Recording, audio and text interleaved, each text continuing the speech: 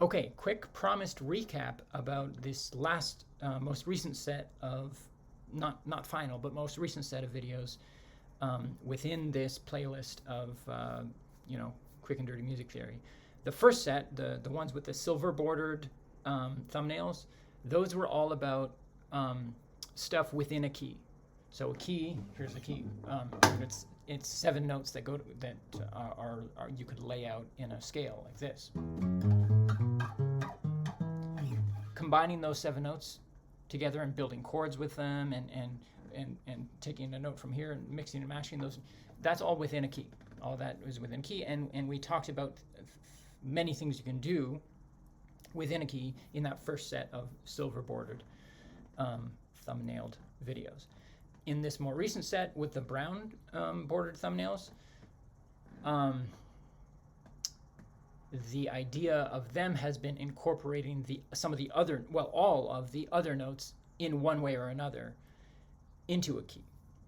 By other notes, I mean ones that do not belong to a key, because as I played that major scale, you saw I was skipping lots of notes. This is a quick review, but look, whole tone instead of a half tone. So whole tone, there I'm skipping one, whole tone, half tone, whole tone, whole tone, whole tone, half tone. That's how you build a major scale, a standard major scale. Or a natural minor would be the same notes, you just start on the 6. Yeah. And go up there.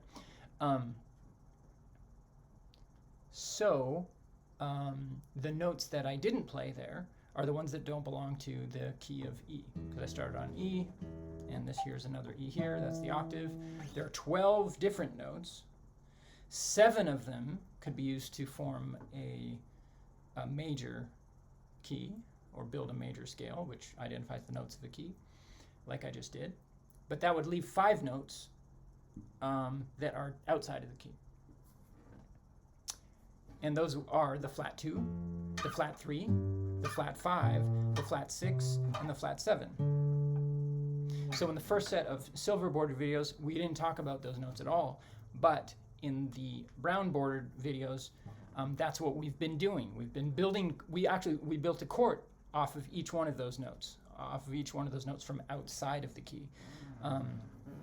And we've done a few other things too, like the diminished fifth and the minor 4, things that use some of those other 5 notes, but attach them to chords that are built off of chords within the key. But we've also built a chord off of each one. We've built a flat 2 chord, flat 3 chord, and so on. And we've looked at ways that you can incorporate that stuff into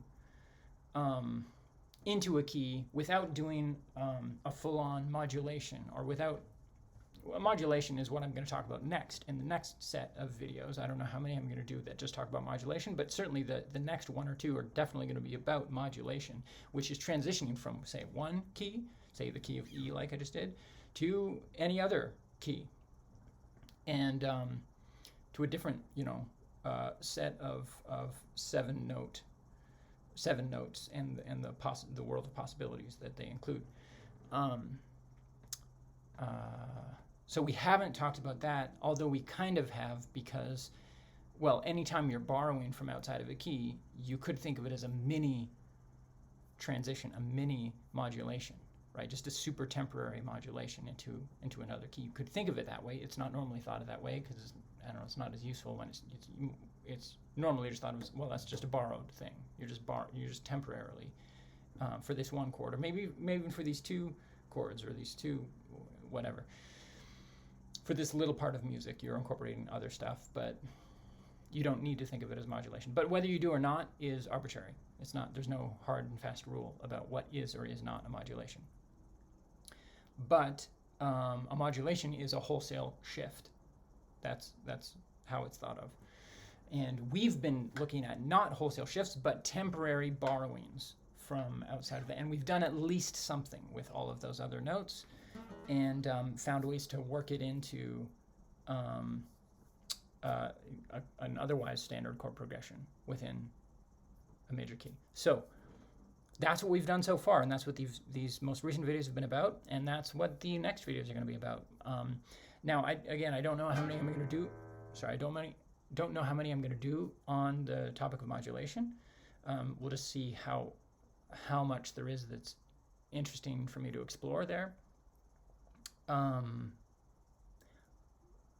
But what I'm excited about is also getting to other stuff. I've mentioned a couple of other ideas like bass notes and inverted chords, but I want to talk about other ideas as well, just for songwriting, like things you might try, things, little like tricks or little things you might notice, or like, oh, check out how this song goes. They do this, this, and this. There's some idea there that's worth pointing out, that's worth noticing, that's worth trying out yourself. If you're playing around with chord progressions, whether you're actually writing a song and recording a song and trying to be an artist, or whether you're just like you like music and you like making music that sounds good to you, well, it's always good to have ideas, have new ideas of like, well, what if I did this, what if I did this, and try that out, because you'll find things that you really, really like that you might not have stumbled upon otherwise. So there's the recap.